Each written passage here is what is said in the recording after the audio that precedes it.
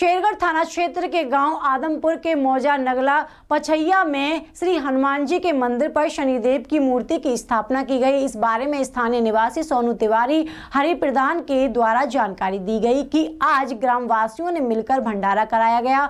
भंडारे के मुख्य अतिथि उच्च शिक्षा मंत्री पंडित श्याम सुंदर शर्मा रहे। इस मौके पर सभी ग्रामवासियों ने मिलकर पूर्व मंत्री का स्वागत किया। हमारे यहाँ जी शनिदेव जी की मूर्ति स्थापना की गई है जी, इस बारे में।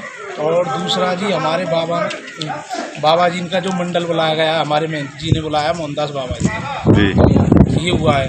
और साथ में हमारे उच्च शिक्षा मंत्री श्याम सुंदर शर्मा जी भी आए हैं इस मौके पर।